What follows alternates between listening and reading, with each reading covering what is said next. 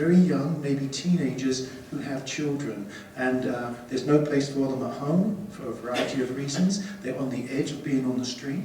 But there's very few places around. And this is unique. Rosalie's Village, we should be very proud of this one. It's about a $14 million program. The land was donated by the St. Vincent de Paul's. Saanich put in some of the money, but the real catalyst that brought that forward was Mary Spencer when she became president of the St. Vincent de Paul's, and she overrode the previous president to say, who was very uncomfortable with offering services for children, to say, if we're going to house single mothers, we need also to look after the children. And it's a 3 to 5 year program. They come into the housing, they're given an opportunity for secure housing along with their child, and a program that steps them forward into the workforce. So it's an excellent and marvellous program, and at the other end of looking after seniors. There's also some other opportunities in the Regional Housing Trust Fund. We have something happening in Blanchard, the Azuro, which we're going to be putting forward the Regional Housing Trust Fund grant of about $500,000. The Wilson's Walk, which is on Wilson Street, which has $1.3 million from the Regional Housing Trust Fund. So Saanich is putting into all of these, but the beauty of it is, like any regional activity, by partnering, we can lever a little bit of money to get a great deal. So we do have an interesting strategy and an effective strategy at tackling some of the issues around homelessness. And I'm very proud to serve on that board. Thank you. Great. Thank you, Councillor Haynes.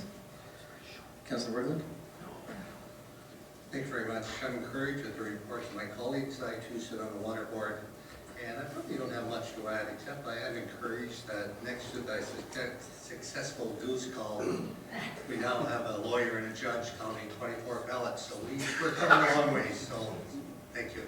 Okay, thanks. All right, well, that was very interesting. Thank you so much. I also attended the Rosalie's Village event. It was fabulous. I think the issue with the change of the chair was the addition of the daycare. Correct. I think it was the daycare that was then incorporated into the project. Yeah, that was great. The minister was there, and we had a very good time. So with that, I think we'll call for a motion to adjourn council and move to committee of the whole. Move adjournment. Call the question. All in favor? Opposed? None opposed. And with that, I'll invite Councillor Haynes into the chair, as it's November, and this is our practice. Sure.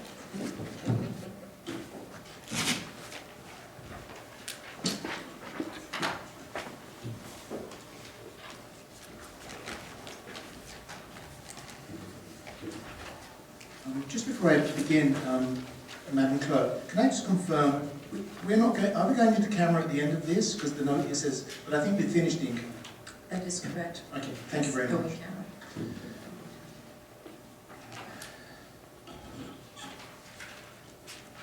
So I will now call tonight's Committee of the Whole meeting to order. And I will ask the clerk to introduce the item, after which council will be given an opportunity to ask questions of staff. I will then ask the applicant to present their application, following which I will invite public input. If you would like to address council, please come up to the microphone and give us your name, your address, and your comments. We ask that you limit your time of comments to 5 minutes. You'll see that there's some lights on the front there. Amber shows when you are nearing the end of your speaking time, and we ask that you please wrap up your comments. The red flashing light signals that you have reached the end of your speaking time, and we will ask you to leave the mic. After everyone has had an opportunity to speak, if there are any questions to be answered from that process, I will ask the applicant to return to the microphone. After the Committee of the Whole, the matter will be returned to Council for a decision. In this case, following Committee of the Whole, Council will reconvene in this chamber to ratify any recommendations and to pass a motion. No, we don't need that bit, because we're not going to count. To ratify any recommendations. Thank you. So I'd like to ask our clerk to introduce the first item. Thank you, Mr. Chair. This first item is the Saanich Municipal Hall Interior and Landscape Heritage Designation. The report of the Director of Planning is recommending that Council repeal the current Heritage Designation Bylaw 6887 and that Council adopt a new Heritage Designation Bylaw to protect the building and lands of the Saanich Municipal Hall as outlined in the report. Thank you, Mr. Chair. Thank you. So I'd like to ask Council if you have any questions of staff. I recognise Councillor Plant. Thank you, Chair. Question through you, Chair, to our Director of Planning. On page 25, it talks about future alteration. And my question is going to relate to the effect of passing this bylaw would have on any current plans to change this chamber and how laborious the heritage alteration permit process is. As you know, I think we're going to be looking at webcasting. We've currently got a new configuration for seating in this chamber. So if we pass a bylaw tonight or recommend to go to public hearing that we have not any way to change this chamber, how do we reconcile that with the future alteration? So if you could provide guidance on that, please. The permit process itself is not that laborious. It really requires a report from staff outlining the changes, the impacts on the architecture, and making a recommendation. So that's not the laborious part. Also, in terms of the chamber itself, the proposals that I'm aware of and have spoken about with the Director of Engineering, I think can be easily accommodated. They're relatively minor, that I know so far. Things may change, but I think they can easily be accommodated.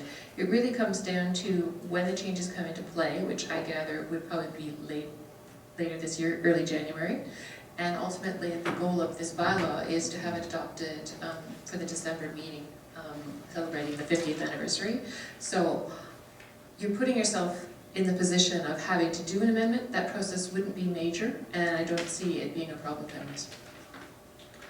Subsequent question, if I can, Please. again through you to our Director. Would it be perhaps a more prudent process to allow the chamber's renovations to occur and then add the internal council changes to this bylaw as an amendment to the bylaw later on?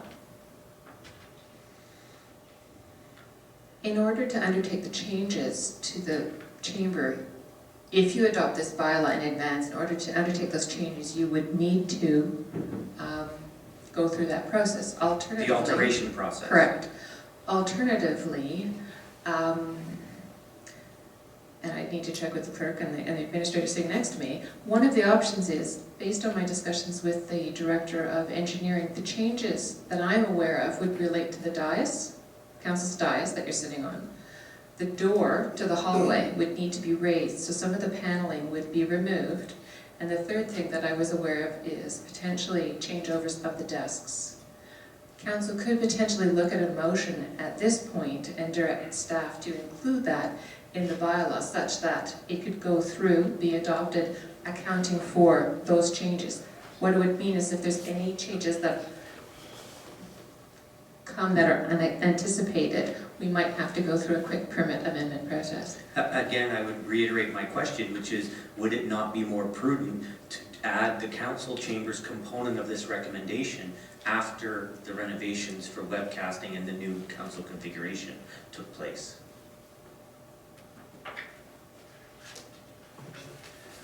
I think that's a good question, and one, Councillor, that we have discussed, and that could be done. It's our view at this point that the process that we would go through and the changes that we made are not particularly onerous. It would be our understanding that staff are going to consult and review this with the Heritage Committee before we make any of those changes and before we bring that report to Council and seek some understanding of moving that forward. So we don't see this as onerous. It's Council's bylaw, and we think we can proceed on the path set out here. Now, Council does have an option. We're not seeing it as a major impediment here. Okay, I'm good right now with that. That information helps me for later. Thank you. Mr. Mayor? Just quickly, I think I understand what Councillor Plant is looking for, but I think largely what we're dealing with in the chamber are the heritage elements, and what we're going to be adding is new and not necessarily going to have much heritage value for a long, long time. That's how I'm looking at it. We're trying to establish the heritage elements today as soon as possible, and then those will be used as a guide for modifying the chamber. If we delay this, then we're not really honoring the heritage of it, or we're leaving it open for modification. Is that the case? To the mayor, yes, that's the intention of this report. Okay, all right, thank you. So I understand, Councillor Logan, please. Thank you very much. I guess I come back to the same question. Yes, the same question. I hope you'll get a different answer to it. And I guess when I look at some of the items that we're looking at, and as I saw some of the plans come forward, there's questions about the wood, the paneling, coming back to different items. And I ask myself, why is it so important to designate the heritage now? Why don't we do what we're doing and then look at it after? And there's a little thing called public perception. And resident Joe and Mary out there have a heritage home. They try and change a window in it, and we just put them through the grinder, so to speak, because it's a heritage home. But we're here tonight saying, it's not a big deal. Council just applies and we'll work it out. I am concerned. Why the rush in this year? So, Mr. Mayor. Yes, please. Chairperson, what we intend to do was bring this forward for December 1st, so you could indicate to the public that on that date, which is the 50th anniversary, you had in place a heritage bylaw. The changes that will be made, yes, they may be physically and visually substantive, but we don't see those as being a major impact. I think to your point, we would see ourselves as a staff here, as a council, subjecting ourselves to the same things and the same kind of rigor as the people in the community, and we would not expect that we'd be exempted from that. We would expect we would go through a process of making a presentation to the Heritage Committee, and those things which are expected here, we don't see as major impediments with the passing of this heritage bylaw, because we think those elements can be retained, and the changes that are going to be made can be dealt with appropriately within the context of this bylaw. Thank you. Okay, so in the order that I saw them, Councillor Bryce. Thank you, Chair. Through you to the administrator, when this came to us a number of months ago, I put forward an amendment, and it was actually passed by council, that when it come back to us, it had a companion document talking about the landscape features. Now, as I read the report tonight, I'm not distressed, because I see that some of the things that I find least sort of suitable, such as our palm trees, are not mercifully getting captured in this. However, at the time, council did agree with my proposition that there was potential for taking our landscaped area and making it more suitable, less labor intensive, more drought resistant, more indigenous species. And so I was expecting that document to come back when this appeared back here. May I ask what the sort of fate of that is? Thank you, Mr. Chair. That issue is still under review by the Director of Parks and Recreation, and that's noted. It's not included in the heritage bylaw because we would consider that an operational review and direction provided by council. That report will be forthcoming to council. Thank you. Councillor Sanders. Thank you, Mr. Chair. Regarding the building, the chamber, there's already a policy in place that was put in place in 1992 when the designation took place, and that no changes or alterations can be done without a review of the Sanctuary Heritage Foundation, the advisory design panel, and at that time it was the archival committee. So that lens is already in place. You really can't designate after you've taken it down. The heritage is gone. So you obviously would do the designation beforehand. So one, there's already a policy in place that you do the webcasting, those type of things. That lens is being used. So we're just putting this in place. This is what we want to put in place now. That it's clear, well, the one paragraph that says, it just makes it easier for conservation and future maintenance to have this detail in place. And it isn't such an arbitrary question when somebody wants to do something. So heritage, isn't it a heritage? Oops, I goofed. You know, this makes it clear the heritage is honored, it's looked at, And this isn't being knee-jerk and done quickly in any response to say webcasting, because it was April the 15th that this council, approved the motion from the Arts Cultural Heritage Committee to go forward on this. I think it's a it's a progressive move, but I just referring to the question that's being brought up now. And then, no, I have on the Heritage House like they don't put you through the grinder or kill you to do anything. Thank you. Councillor Murdoch. Thank you, Mr. Chair. I just wanted to point out to council that we veered quite quickly into discussion on this, and I didn't know if there was going to be an overview presentation or anything to help frame what we've got. No. I am keen to hear from members of the public. I see Mr. Shuya sitting at the back. I think he may be very helpful, along with others, in giving us some guidance here, and then maybe we can get into discussion and how we may want to change without presupposing any outcome. Thank you. Anybody? Councillor Dunn, did you have? So the next item here is to ask the applicant to come forward to present, but this is a Saanich application, right? So do we present to ourselves at this point? Can the planner talk me through that? Typically not, unless you have anything additional that you'd like us to provide information on. And at that point, Mr. Shuya, as the president of the Saanich Foundation, could probably provide you some background as they've seen this document and have been dealing with this issue for a number of years. So do I have agreement from council we should proceed to public input? Okay. I'd like to invite any members of the public to come up and speak to this item. Please remember, give your name, your address. Good evening, Chair. Oh, great. Good evening, Chair, Mr. Mayor, members of the council, ladies and gentlemen. My name is Brad Shuya, 762 Ralph Street, president of the Saanich Heritage Foundation.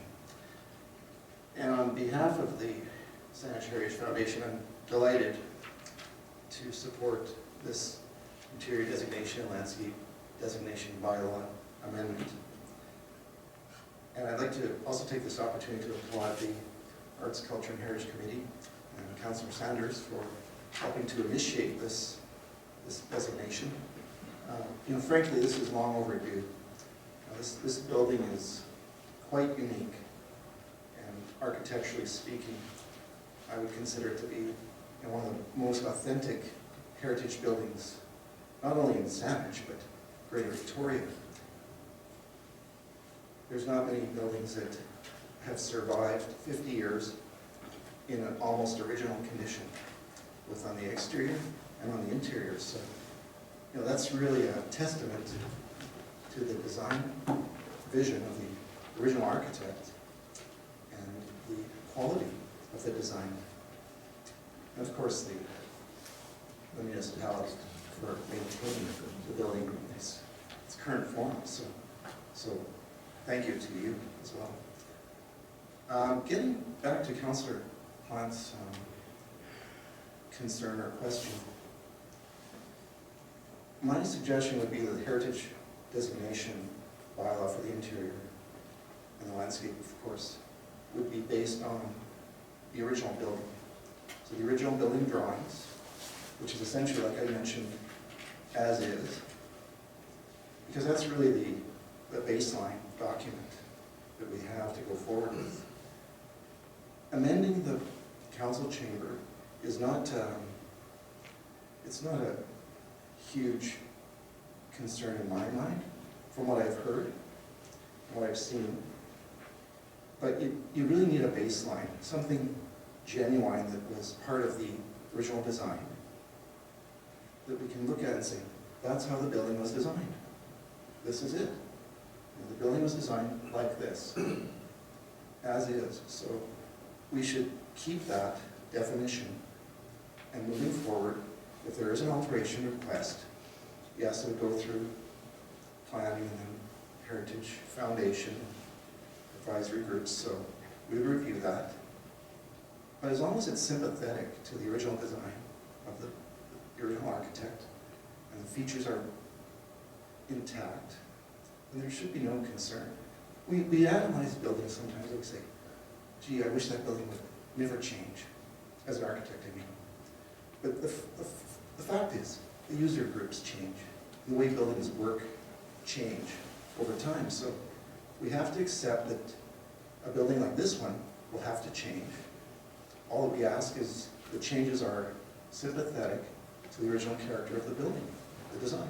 So if that's kept in mind, the architect who proposes whatever changes going forward would present, and I'm sure they would be well received. If the design is sympathetic, of course, or has merit. So that'll be the only challenge. But it shouldn't be a concern. But honestly, I really really happy that this designation is finally coming forward. And like I say, it's long overdue. And I think we should all be proud of this building. It is very unique, and it's one of a kind. So let's try to acknowledge that and protect as much of it as we can going forward. And thank you. Thank you very much. This is the applicant. We have a question. Is that a quick question? Yes, You used the word a couple of times. Use the word sympathetic to the design. Can one Yes. add on to the building and still be sympathetic to the design of the building? Yes, you can. And in fact, in many cases for heritage designations, we have alteration permit requests. There are additions to the building. And again, if it's designed in a spirit or a context that does respect the original building, then that can be supported. It doesn't always even mean that the design has to be a copycat of the original. You know, it could be a contrast in some cases, a more contemporary addition. Of course, it has to be a well-designed addition. Look at City Victoria, Municipal Hall. The original building, heritage designated, addition was done in the 60s. Kind of a contemporary style. There's nothing wrong with it in the view of the overall. Sometimes to copy the design is not the direction one should pursue. Perhaps it doesn't even work for the user groups. The function has to, form follows function in architecture, so the function has to be vetted first, and perhaps a contemporary solution is the most appropriate. Hope that answers your question. Okay. Any further questions on this? I'll just share with you that Councillor Bryce and I met in Committee Room 2 with the Cement Association. And they passed around the building. Oh, look at that wall concrete. Look at this, it's cement. They spoke highly of this building. I think they were giggling with glee. So yeah, it's regarded by the industry to be a signature building.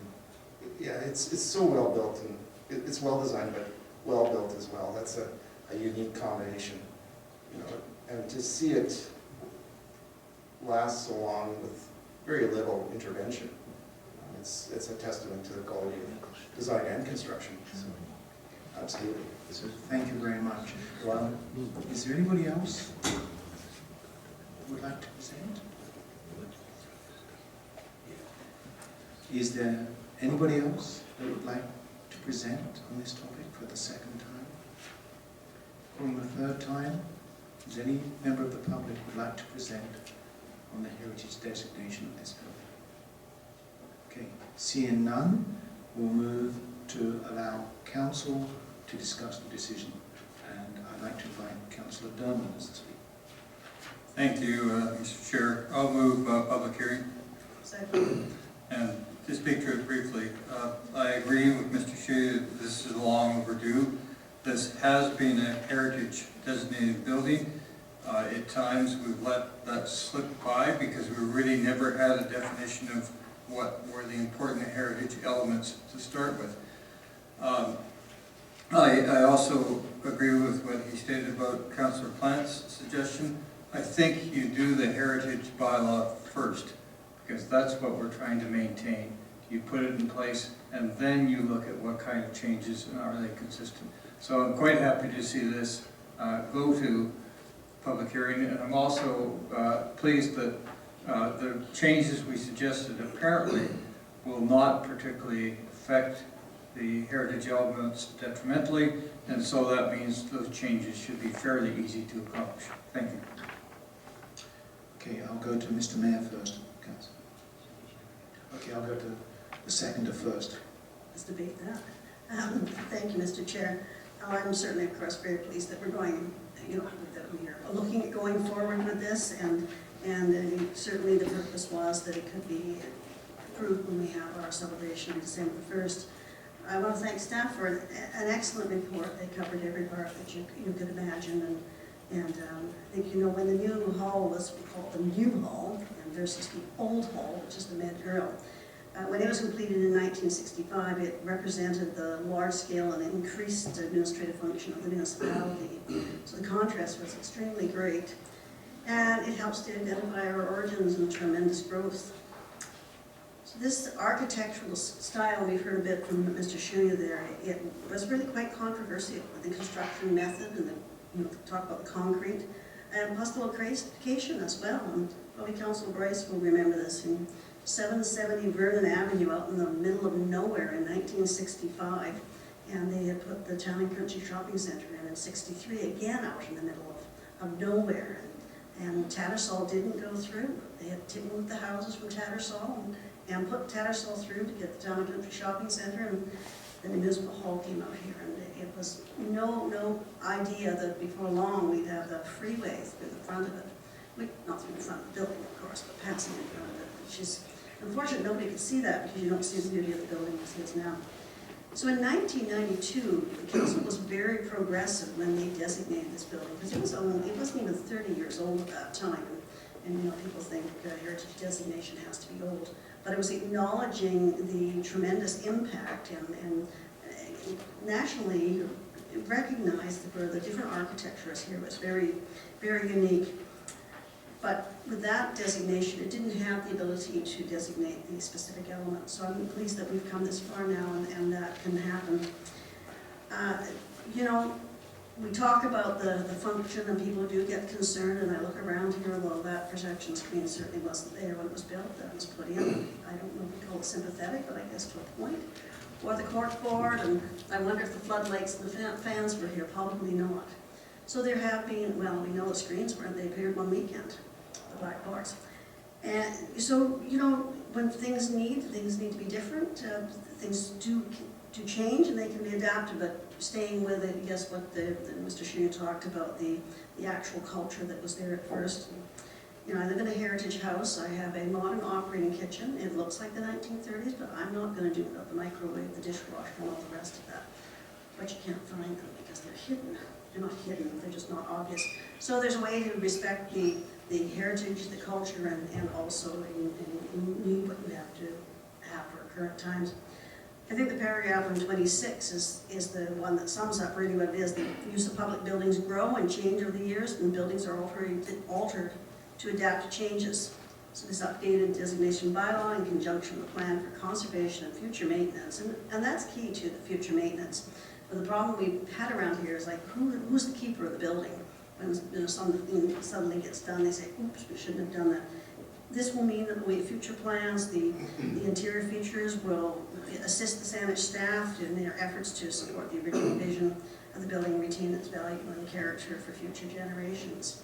So I'm certainly supportive of this, and we wouldn't have brought it through the Arts Cultural Heritage Committee if I wasn't supportive of it. So I hope that the council will go along this, it will be approved, and we can welcome everybody here in the chamber. It's not the packed room as we've had the last few weeks, but they come back for our 50th celebration and enjoy cake and whatever else we're going to do. Mr. Mayor. Thank you. I had a question for staff. My question was, when was the last time the building was evaluated in terms of surviving an earthquake? And how was this heritage designation for these items likely to be affected by such an evaluation? I don't know the exact date on the report, but I would say it's within the last 10 years that we've had a report on the seismic issues related to this building. Those seismic issues would obviously require some structural elements to be included to address the issues. And at that time, no different than anything else, we would have to bring that forward to explain that to council and seek their input as to acceptance of those changes. Obviously, there may be ways to do it more aesthetically, a pleasing manner. Obviously, that would have impacts financially as well. So we bring those all to council and ask for a decision. Thank you. I just raised that. I'm not any expert on it by any means, but the list of items in here is quite detailed and descriptive. And we can look at the building in terms of how it would survive an earthquake. We can also look at the building in terms of how safe it is for the occupants during an earthquake. And if we're going to be preserving things like the structure above us, but it's, you know, it's going to come down on us in an earthquake, we have to look towards the safety of the chamber more than the heritage designation. So I'm kind of wondering just at some point in time if we can put the two together so we can enshrine something that's both safe and has heritage value. That's absolutely something we would be looking at part of the facilities overview. So I think, as the CAO said, certainly the designation first and then following up with all of that work. Thank you. Councillor Clement. Thank you, Chair. I'd like to move an amendment to the recommendation, and that is to repeal the section on page 26 for the section that says council chambers under B of 2 and all the references to council chambers. And I'll speak to it if there's a seconder. Would you like to motivate? Yeah, I would. So I just want to make sure that's in order as far as the process that we can potentially move the rest of the recommendation to public hearing without sending this section. Before we begin debating it, I don't want to waste anybody's time if it's not appropriate to send it without that component. Madam Clerk, perhaps? Thank you. Through the chair, the motion is to absolutely send the heritage designation with this complete component Okay. to public hearing. So if council is